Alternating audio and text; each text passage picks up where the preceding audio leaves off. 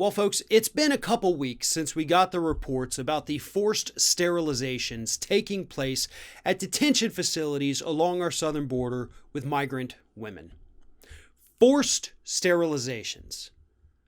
Something that most of us thought would not be a thing we'd ever experience other than reading about it in history books as something that took place in the camps during World War II.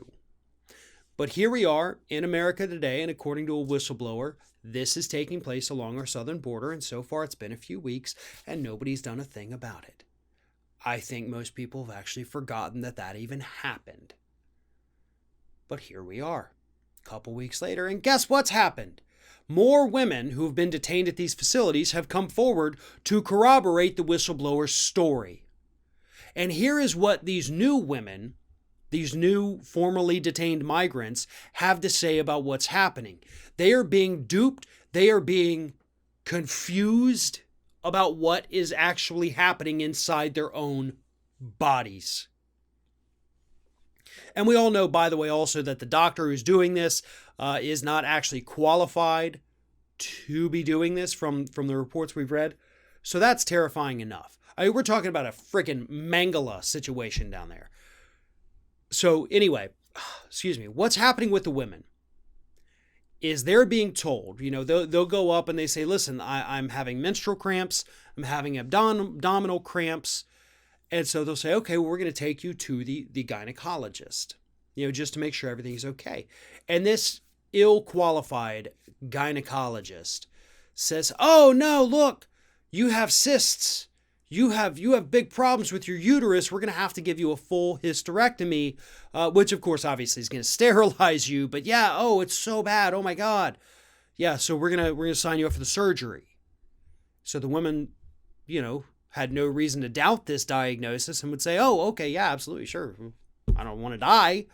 I don't want to get cervical cancer. Let's go ahead and get it all out of there. That is when they understood what they were even saying. And this happened to woman after woman after woman after woman after woman, and so on and so forth.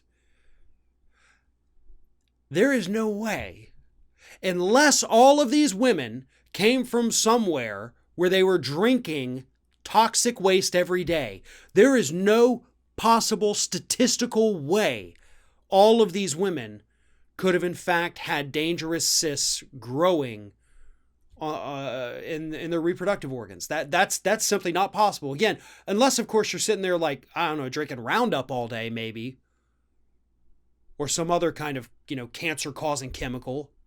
Sure, then it becomes maybe a possibility. But the possibility of that happening is roughly 0%. These women were forcibly sterilized because this administration is perfectly fine with human experimentation and sterilization as punishment. Punishment for what? Oh, let's not forget, crossing the border illegally is just a misdemeanor. So could you imagine? Could you imagine being arrested, for a misdemeanor? Leaving the scene of an accident without any kind of death, but leaving the scene of an accident, that's a misdemeanor.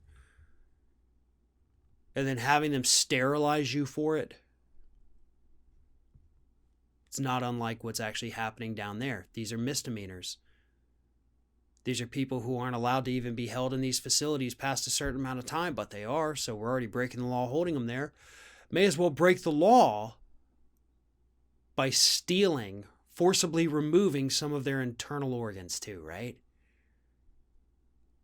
Everyone involved in this, from the guards to the surgeon, to the people over in Washington who've never even stepped foot in these detention facilities, every one of them needs to spend the rest of their lives in prison.